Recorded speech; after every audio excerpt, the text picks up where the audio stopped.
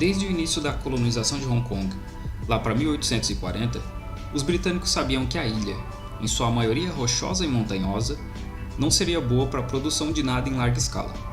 Esse foi um dos motivos, inclusive, para a tomada da região de Kowloon, novos territórios e também da forma como as terras são geridas por aqui. Até os anos 1940, Hong Kong tinha uma população de 600 mil pessoas. Com o fim da Segunda Guerra Mundial e a Guerra Civil Chinesa rolando, muitos refugiados fugiram para lá, e em 1955 já eram mais de 2,5 milhões de residentes, sem um planejamento para receber todo esse povo. Em 1986, já eram mais de 5 milhões de habitantes, e o problema residencial só crescia, com favelas espalhadas por toda Hong Kong, menos, é claro, nas áreas onde somente ocidentais poderiam viver. Nas palavras de Harold Ingram, um oficial britânico que passava por Hong Kong nos anos 60, abre aspas, eles têm as favelas mais limpas que já vi. Como uma forma de se manter sem o auxílio financeiro direto da coroa, os ingleses criaram um sistema de arrendamento de terrenos que perdura até hoje. Ninguém em Hong Kong pode comprar terras, com exceção da igreja de São João, em Central, e de algumas famílias que são nativas da região. Nesse caso, os empresários podem alugar o direito de uso da terra por uma quantidade específica de anos.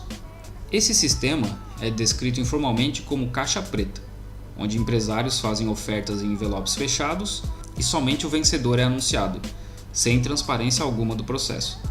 Então os empresários têm que fazer uma oferta muito alta, já que eles não têm como, em teoria, saber a oferta dos outros.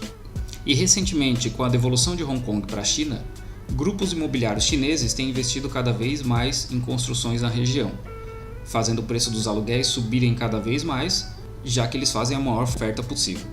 Então, se você aluga um pedaço de terra para construir um prédio, sem saber se está pagando mais do que deveria, no fim vai ter que cobrar um aluguel maior para poder recuperar o investimento. O preço do aluguel em Hong Kong aumentou mais de 200% nos últimos 10 anos. E além de controlar o processo de arrendamento, o governo também controla a distribuição de terra para novas construções. Cerca de 70% da terra de Hong Kong é reservada para parques, florestas e banhados. Dos 30% restantes, somente 7% são dedicados a projetos residenciais. Junta isso com uma população crescente, falta de planejamento urbano, e Hong Kong tem uma das maiores densidades populacionais do mundo, com cerca de 6.500 pessoas por quilômetro quadrado. O Brasil, por exemplo, tem cerca de 23 pessoas por quilômetro quadrado.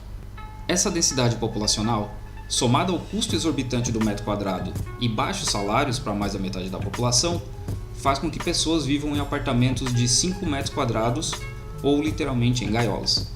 E isso não é novo. Desde os anos 50 existem relatos de apartamentos sendo divididos para que 30 pessoas possam viver sob o mesmo teto. Segundo um policial malaio na época, a Malásia é um país para pessoas pobres. Você pode viver numa cabana, pode plantar sua própria comida, é quente e não precisa se incomodar com roupas. Hong Kong é muito boa para quem é rico. Um homem pobre aqui tem que gastar muito com comida, aluguel e roupas.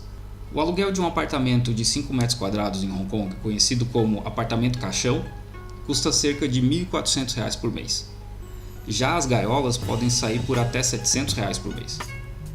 A renda individual média de Hong Kong é por volta de R$ 12.000 por mês, mas metade da população vive com menos e 20% vive com R$ 3.300 por mês. Alguns desses caixões são um pouco maiores e tudo é feito no mesmo cômodo, como cozinha, banheiro, cama. E os bairros com maior incidência desses apartamentos são Mong Kok e Shan Shui Po, que concentram grande parte da população chinesa de Hong Kong. Para quem tem uma vivência de favela, essa realidade não é de se espantar.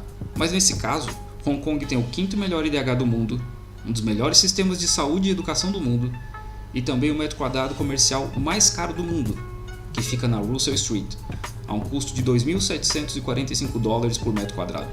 Isso tudo a 40 minutos de distância de quem vive em gaiolas.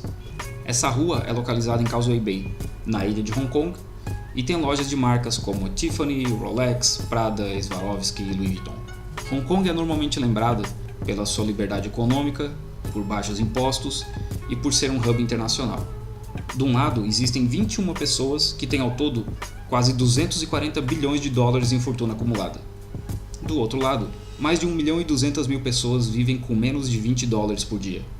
Cerca de 200 mil pessoas vivem em gaiolas ou em menos de 5 metros quadrados, enquanto uma loja da Prada, na já citada Russell Street, tem 1.400 metros quadrados e um aluguel de $1 milhão por mês.